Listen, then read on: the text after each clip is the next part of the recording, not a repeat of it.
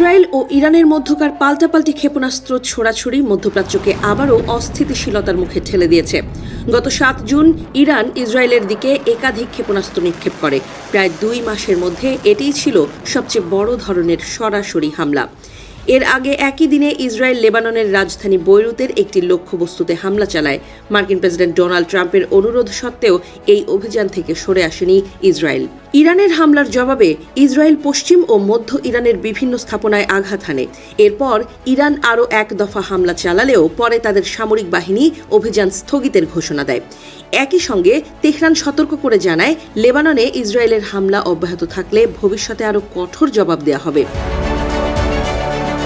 বিশ্লেষকদের মতে এই ঘটনার মাধ্যমে একটি গুরুত্বপূর্ণ বার্তা দিয়েছে ইরান।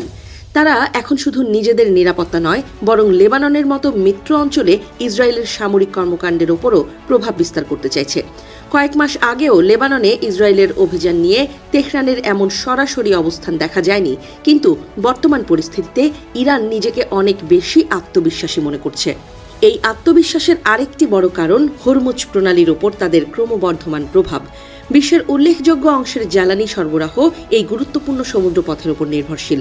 সাম্প্রতিক সংঘাতের পর ইরান এই অঞ্চলে তার নিয়ন্ত্রণ ও প্রভাব আরও জোরালোভাবে প্রদর্শন করেছে। এর মাধ্যমে তেহরান মূলত প্রতিপক্ষদের জানিয়ে দিতে চায় যে তাদের স্বার্থ উপেক্ষা করা হলে বৈশ্বিক বাণিজ্য ও জ্বালানি সরবরাহ ঝুঁকির মুখে পড়তে পারে। একই সঙ্গে ইরান এমন সামরিক ও কৌশলগত সক্ষমতা গড়ে তুলেছে যা তাদের প্রতিপক্ষদের জন্য একাধিক ঝুঁকি তৈরি করতে পারে। ক্ষেপণাস্ত্র হামলা, গুরুত্বপূর্ণ অবকাঠামো লক্ষ্যবস্তু করা, আঞ্চলিক জ্বালানি বাজারে অস্থিরতা সৃষ্টি কিংবা মিত্র গোষ্ঠীগুলোর মাধ্যমে চাপ বাড়ানো, সব ক্ষেত্রেই ইরান এখন আগের তুলনায় অনেক বেশি সক্রিয়। বিশেষ করে ইয়েমেনের হুথি গোষ্ঠীর ভূমিকা নতুন করে উদ্বেগ তৈরি করেছে। উত্তেজনা বৃদ্ধির পর তারা ইসরায়েল সংশ্লিষ্ট জাহাজের জন্য লোহিত সাগরের পথ বন্ধ করার ঘোষণা করে। এর ফলে শুধু মধ্যপ্রাচ্য নয়, বরং এশিয়া ও ইউরোপের মধ্যে বাণিজ্যিক যোগাযোগও ক্ষতিগ্রস্ত হওয়ার আশঙ্কা দেখা দিয়েছে।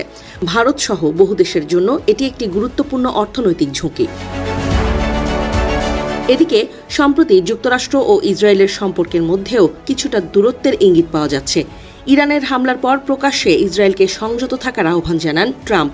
পাশাপাশি ইরানের ওপর ইসরায়েলকে পাল্টা হামলা না চালানোর অনুরোধ করেন। যদিও শেষ পর্যন্ত ট্রাম্পের সেই আহ্বান মানেনি ইসরায়েল।